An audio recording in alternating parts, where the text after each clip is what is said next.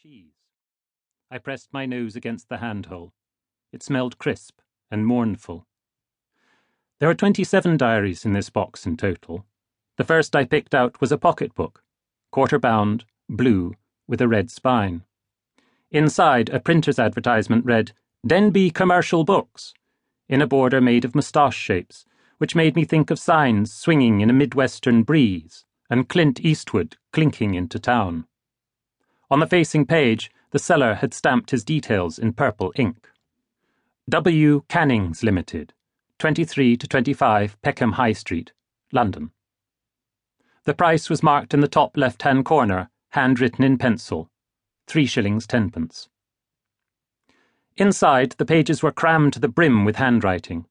The letters were confident and generous, occupied all the available space on a page with 6 words to a line, and apart from the occasional merriments in the letters J, H, and D, the script continued with almost mechanical regularity from the front cover to the back. It was not a purpose-made journal. No printed diary could have been manufactured to accommodate this writer's need. Some entries were 4,000 words long, a few were even longer. No day was left alone. It was an ordinary pocket notebook, ambushed by a person's desperation to record his or her life. At the top of the first page, written inside square brackets, as though it hardly mattered, was the year, 1960. I felt unexpectedly moved by this detail.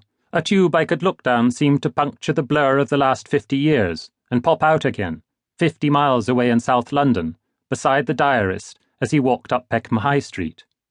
In my mind, he was already male. There was a destructive element about the way the writing filled up the page, like a boy stamping on fresh snow. I put my eye to this tube and blinked at my new friend. Who was he? Why was he moving at such a pace?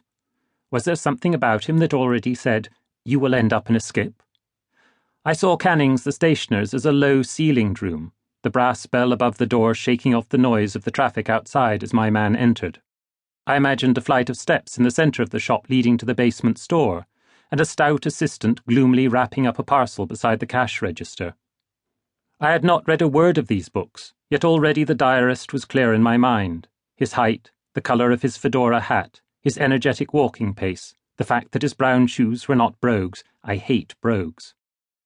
The entire Cannings volume covered 2 months, from October 16th to December 16th, and many pages had excited-looking comments, put in as afterthoughts, running like bubbles up the margins. It was as though the book had been scooped into wordy water and brought out, gurgling. I noticed that the covers were warped, and thought for a moment that the book had been bent as if crammed into a pocket that was too small. But then I discovered the distortion was caused by a small mound of folded inserts stuffed at the back of the diary. The writer, unable to stop himself rushing on even when he'd reached the end of the book, had spilled his text onto torn-up segments of letter paper. Scribbled up the margin of one of these extra sheets, in handwriting as pale as a whisper, were the first words I read. "Hope my diaries aren't blown up before people can read them. They have immortal value." The Cannings diary feels as though it was produced by someone mesmerised by writing. The letters in the body of the text are large, have been put down at speed in soft pencil or ballpoint pen.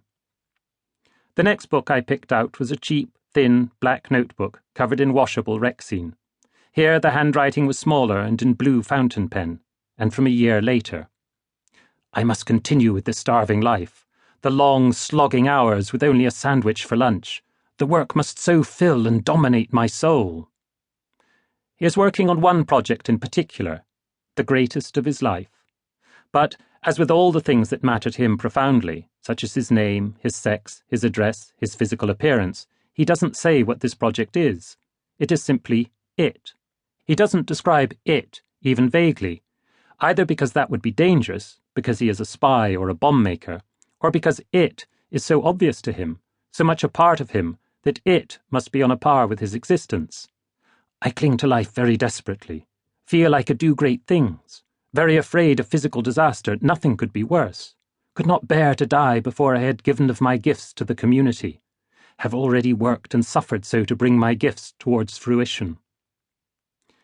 In some sections of this journal, there are more crossings out than others, more words have been underscored, and the handwriting is more uneven. Injure, atmosphere, doesn't believe me.